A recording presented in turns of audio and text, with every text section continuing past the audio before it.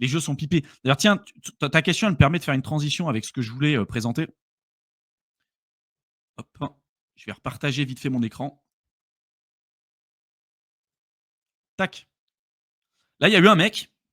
Je vais vous présenter un peu le truc. Je vais déplacer mon micro.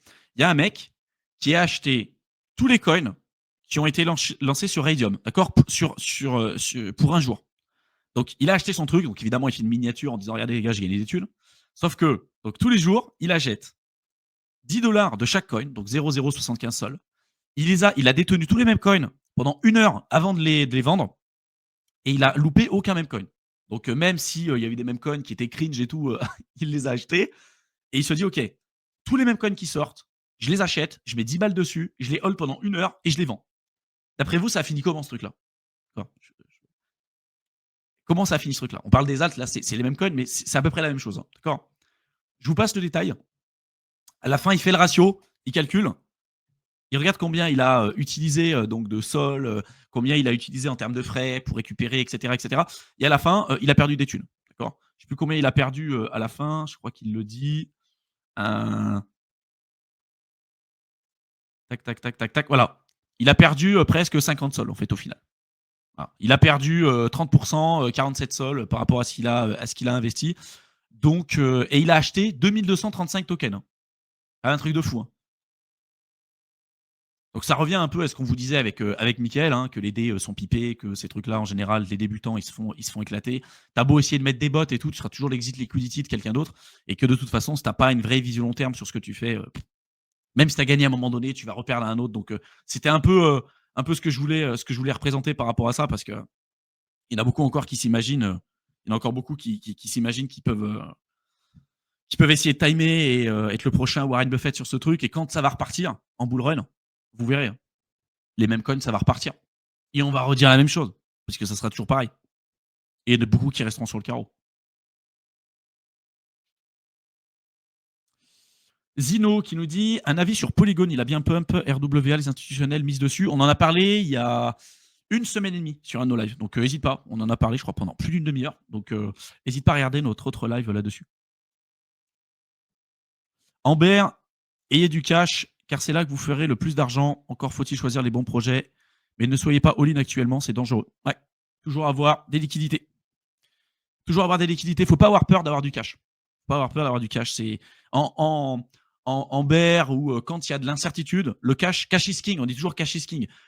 Faut pas avoir peur d'avoir du cash. Beaucoup en ont peur parce qu'ils disent il y a l'inflation, je me le fais rogner. Et au final, du coup, tu l'investis. Et si tu l'investis sur une merde qui perd moins 90% de valeur en 3 semaines, bah, a priori, il aurait mieux fallu que tu gardes ton cash, tu vois. Et donc, avoir ton cash, c'est accepter de payer le premium pour le détenir, c'est-à-dire de payer l'inflation sur le court terme. Mais ça va te permettre d'avoir les liquidités et la possibilité de racheter des actifs super intéressants à des prix discount. Parce qu'il n'y a rien de pire, et moi ça m'est arrivé plusieurs fois aussi, hein, d'avoir de l'argent qui est bloqué en banque, et puis il fallait que je me déplace en physique pour récupérer le pognon et tout, pour qu'il daigne bien me donner mon argent pour que je puisse l'investir. Et ça, en fait, de ne pas avoir les liquidités directement disponibles pour le placer quand il y a des opportunités, parce qu'il y en aura tout le temps, ça fait chier. Ça, c'est compliqué.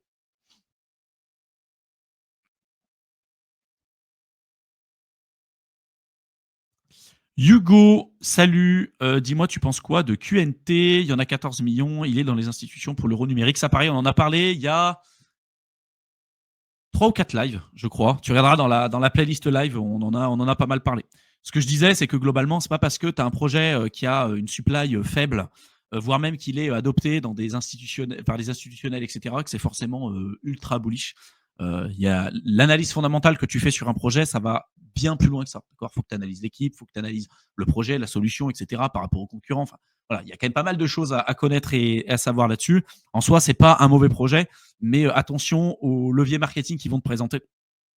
Parce que c'est pas parce que quelque chose est censé être rare que forcément ça va être ultra positif. D'accord. En soi, c'est pas négatif, mais c'est toujours la question d'offre et de demande. Et aujourd'hui, quelque chose qui va avoir même 5 millions de tokens en circulation, en fait, le prix unitaire va être élevé, peut être élevé, mais si derrière tu n'as pas de demande, il se passera rien. Le projet qui avait essayé de faire ça, je crois qu'il n'y avait même pas 1 million de tokens en circulation, c'était Yearn Finance, qui avait été créé par Cronier, qui maintenant est sur Phantom. Au niveau de la DeFi, il avait créé ça. Et c'était l'un des projets qui avait dépassé unitairement parlant pour la première fois le BTC. C'est-à-dire pas en market cap, valorisation, etc. Mais en termes de valeur unitaire, il l'avait dépassé. Et je pense qu'aussi, à un moment donné, c'est un peu comme ça que fonctionnent beaucoup de personnes.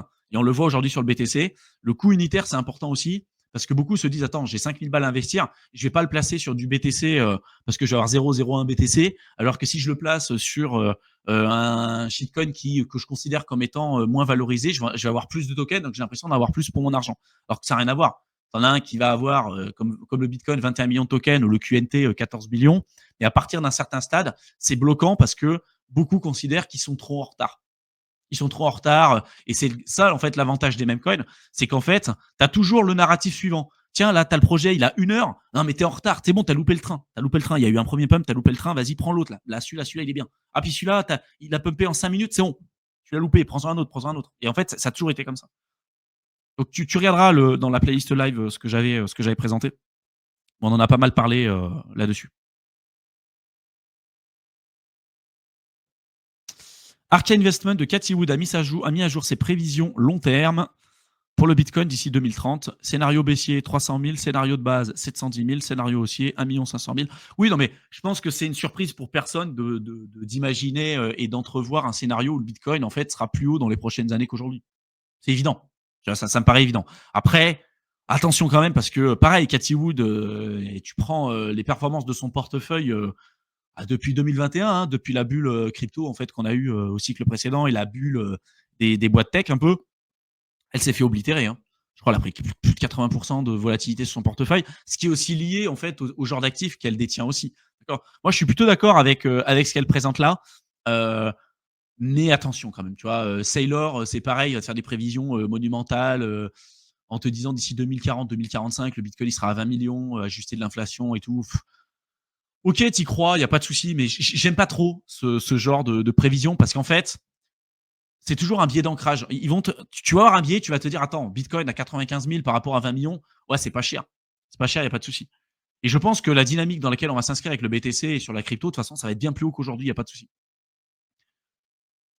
Mais attention quand même, parce qu'il y a toujours, donc le biais d'ancrage et toujours l'intérêt pour ces personnes-là de te montrer un certain nombre de choses parce qu'ils sont directement impliqués dans le truc. Tu vois. Alors, soit parce qu'ils y croient réellement, et je pense que Saylor, il y croit réellement à son truc, mais on a tellement eu d'exemples de personnes qui vont te faire des prévisions et des trucs avec des mecs qui vont te mentir, mais éhontément, genre en pleine face, en te disant tout un tas de choses, et au final, ils font l'inverse, y compris Elon Musk. Hein. Elon Musk, quand 2021, il a acheté du BTC, pour citer que lui, il achète du BTC, il te dit j'en vendrai jamais, et puis à un moment donné, il en a quand même vendu en disant je teste la liquidité, mec. Tu vois. Et puis le mec de chez Celsius, tu vois, Machinski, qui va te dire moi, il n'y a pas de souci, on fera pas faillite. Regardez, moi, je dépose de l'argent sur Celsius parce que j'ai confiance. Vous pouvez déposer. Alors qu'en fait, lui, il retirait déjà à cette période-là et il savait pertinemment que ça puait la merde et que sa boîte faisait déjà faillite. Donc en fait, des exemples comme ça, il y en a plein. Et je dis pas que c'est le cas pour Cathy Wood, je dis pas que c'est le cas pour Saylor, je dis pas que c'est le cas pour toutes ces personnes. Et j'ai toujours eu du mal en fait avec ces prévisions parce que ça crée un biais d'ancrage. Et pour moi, ça enlève de vue la perspective aussi qui est liée au risque et la gestion de portefeuille. Parce que peut-être que pour toi, même si tu as une vision sur 20 ans ou 30 ans, si aujourd'hui ton portefeuille, il est, je sais pas, 100% crypto, et que demain, ton portefeuille il fait un x10, x20 et qu'il est encore 100% crypto, je pense, moi intimement, je suis convaincu que c'est une erreur. Et que quand bien même le projet il sera encore amené à faire des x100 ou des x1000 dans les prochaines années, peut-être que la meilleure chose à faire pour toi, ça sera de te diversifier. Investir en bourse, investir en immobilier, investir pas dans du private equity, investir sur plein de trucs. Parce que tu sais jamais ce qui peut se passer. Des bugs sur le Bitcoin, il y en a déjà eu 2. D'accord, un bug d'inflation en 2010 qui a rollback la chaîne, où ils ont rollback la chaîne. En 2017, 2018, il y a eu un bug qui a été trouvé par un développeur de Bitcoin Cash, qui a été divulgué avant qu'il soit utilisé, avant que ce soit patché. On n'est pas à l'abri. C'est peu probable. On n'est pas à l'abri qu'il y ait un bug aussi sur le BTC. On n'est pas à l'abri que tu les perdes, tes BTC, qu'il y a un problème. Si tu avais que ça, tu avais 100% de tes trucs sur du BTC ou sur des cryptos et que tout est détenu par ce que tu détiens toi à titre personnel, Si demain tu fais une erreur, tu perds ton truc, tu oublies ton mot de passe, peu importe, je sais pas, il peut se passer plein de choses. En fait, c'est toute ta vie qui s'écroule parce que tu dépends que de ça, tu vois? Donc moi, c'est un peu tout ce truc-là et je suis plutôt dans une gestion, patrimoniale, ouverte, où, au final, tu vas te diversifier, tu vas et comprendre que tu as des performances à aller saisir, que la crypto, c'est un accélérateur financier. C'est aussi un moyen, de te protéger, d'avoir plus de liberté et cetera. Mais qui a vraiment un intérêt par la suite de te dire: «OK, j'extrais une performance du marché». Il y a des choses à faire en crypto, je le fais, j'en profite. Il y a plus de choses à faire en crypto, tant pis, je vais faire de l'argent ailleurs, il y a pas de problème. En bourse, il y aura de l'argent à se faire, en immobilier, il y aura de l'argent à se faire, c'est ça. Et en fait, l'idée, c'est d'avoir un portefeuille, un patrimoine qui, à la fois, est diversifié et qui grossit toujours régulièrement au fur et à mesure du temps, évidemment, qui bat l'inflation. Tu vois? Tu es beaucoup plus serein dans ton approche et tout que de te dire: «J'investis sur un actif qui, en plus de ça, est non productif», hein, parce que le bitcoin, c'est un actif non productif. Et de te dire: «Je l'achète aujourd'hui, je fais rien pendant 30 ans». C'est-à-dire que j'apprends pas à me diversifier, j'apprends pas à gagner peut-être plus d'argent, j'apprends pas tout ça et je reviens dans 30 ans et tout. Ça peut être l'approche de beaucoup de personnes, hein, et jusqu'à présent, ça a bien marché. Moi, je pense que c'est une erreur parce que tu en as beaucoup aussi qui se sont dit: «Je fais ça» et puis à un moment donné, ils se retrouvent, ils perdent leurs clés, ou il y a un problème aussi sur le protocole, il peut se passer quelque chose et au final, tu as tout perdu, tu as perdu ton temps, tu as perdu ton énergie et tu avais mis, tout ton argent sur le même truc, quoi. Tu vois? Donc c'est un peu la vision que je partage aussi sur Éternel étudiant et c'est pas pour autant que je suis pas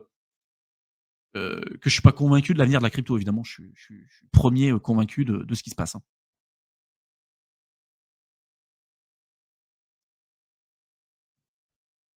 Elle a juste eu du bol d'avoir du Tesla avant que ça pump alors, ouais, d'une certaine manière, elle a subi, l'augmentation qu'il y a eu sur Tesla. Il y a eu des belles perfs, mais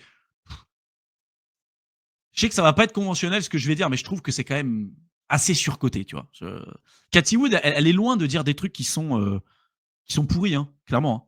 Et par rapport à des mecs comme Warren Buffett, c'est-à-dire que tu vois la volatilité qu'elle a eue sur le portefeuille, là, sur le dernier cycle, 80-85% de volatilité, parce qu'évidemment, il y avait beaucoup de Tesla et tout. Par rapport à des mecs comme Warren Buffett, en fait, qui vont pas faire des 300% sur une année et tout, mais qui régulièrement vont augmenter. Là, parmi tous les milliardaires qui investissent, presque tous sont dans le rouge. Warren Buffett, il est dans le vert, tu vois. Et moi, j'adore cette approche-là, en fait, qui est beaucoup plus conservatrice, value investing, etc. Même si je suis pas forcément pour le stock picking, et plutôt une approche, tu vois, qui est très conservateur et tout. Parce qu'au final, tu te rends compte que sur le long terme, l'approche value, c'est celle qui surperforme tout. C'est-à-dire que sur le court terme, tu vas avoir des boîtes qui vont surperformer, machin et tout, mais que sur le long terme, en fait, celles qui sont les plus résilientes et qui perdurent avec le temps sont souvent les entreprises de type value. C'est pour ça que les ETF de type value aussi surperforment les indices classiques et tout. Et je trouve que franchement, ça va pas être conventionnel, hein, ce que je dis, mais je trouve que franchement, mettre en avant elle, ce qu'elle fait, elle a des trucs intéressants à proposer, mais je pense pas que ce soit un exemple à suivre pour beaucoup de personnes. Parce que ça incite en fait beaucoup de gens à se dire tiens, je vais investir directement de manière individuelle sur des boîtes tech, des machins. Et c'est comme ça en fait que tu te fais rincer. Et pour moi, c'est pas comme ça que tu développes vraiment un portefeuille qui est résilient.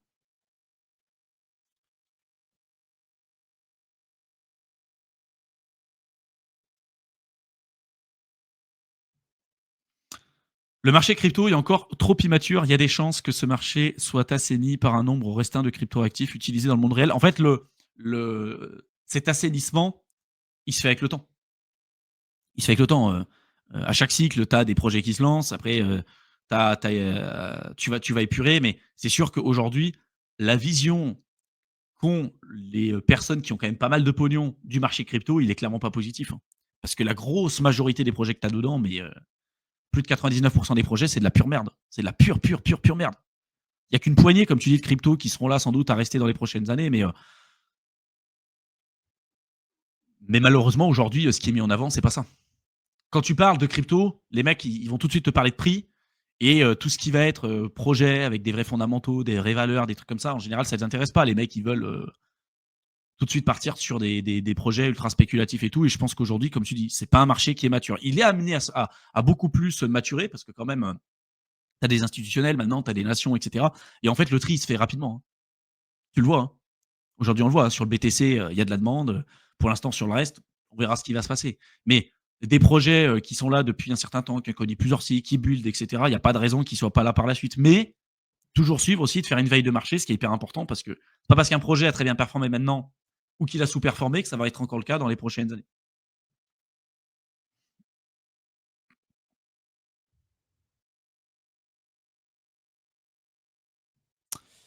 Bitcoin peut d'une certaine façon être obtenu de façon anonyme et déplacé de façon anonyme si tu mines du Bitcoin et que tu le déplaces sur un wallet et que tu paies en Bitcoin, tu restes anonyme. Ouais, mais aujourd'hui, en fait, ce que je te disais par rapport à ça, c'est que tu es sur une blockchain transparente. Tu peux pas comparer le niveau d'anonymat d'une blockchain transparente à une blockchain qui est dite opaque comme Monero. Ça n'a rien à voir. Même des blockchains comme Zcash et tout, qui ont le côté anonymat, mais en une confidentialité optionnelle, c'est pas du tout le même niveau que ce que tu peux avoir sur Monero. Je suis d'accord avec toi. Tu peux décider d'aller, par exemple, sur Bisq, acheter du Bitcoin ou en peer-to-peer directement et tout. Mais c'est très peu démocratisé. Il n'y a pas de raison que ça le soit plus dans les prochaines années. Et si derrière, tu veux récupérer ton pognon et pourquoi pas te diversifier, le renvoyer sur des banques et des machins, ou même le renvoyer sur des plateformes d'échange centralisées pour récupérer des euros, si tu les achètes et que tu as des bitcoins, par exemple, qui sont teintés, parce que les problématiques de fongibilité et de teintage de crypto, tu les as que sur des blockchains qui sont transparentes. Sur Monero, tu n'auras pas de problème de fongibilité. Hein. Tu peux pas distinguer un Monero d'un autre. Tu peux pas être capable de dire, tiens, celui-là, il vient de telle wallet, il vient de telle wallet. Tu sais pas. Sur BTC, tu commences à voir ce truc. Tu dis, tiens, celui-là, il a été miné spécifiquement aux États-Unis. Tiens, celui-là a été miné avec, je sais pas, des énergies vertes, des énergies renouvelables. Tiens, celui-là, il a été utilisé sur le Darknet en 2013 pour acheter de la drogue, etc. Et en fait, tu peux te retrouver avec des problématiques de fongibilité, c'est-à-dire peut-être avec certaines cryptos qui ne sont pas acceptées quelque part et peut-être à d'autres, et donc avec des prix qui peuvent être différents en fonction du type de BTC que tu vas avoir. Donc, je suis d'accord avec toi, tu peux avoir, et moi, j'appelle pas ça de façon anonyme, tu achètes, c'est un semblant d'anonymat, parce que Bitcoin n'est pas anonyme, il est pseudonyme. Il est pseudonyme. Pendant des années, on pensait que Bitcoin était anonyme. Il l'est absolument pas. Je veux dire, aujourd'hui, tu fais un KYC sur une plateforme d'échange centralisée, on est capable de relier ton adresse avec ton adresse BTC avec ta tête, ton adresse physique, etc., etc. On est capable de le retrouver. Et quand bien même tu le ferais pas, on est capable de suivre on-chain avec des analyses on-chain le niveau de ton portefeuille. Le niveau de ton portefeuille, ce que tu as acheté, quand est-ce que tu as acheté, etc. Le Bitcoin, il est pseudonyme, il n'est pas anonyme. Le Monero, il est anonyme, par exemple.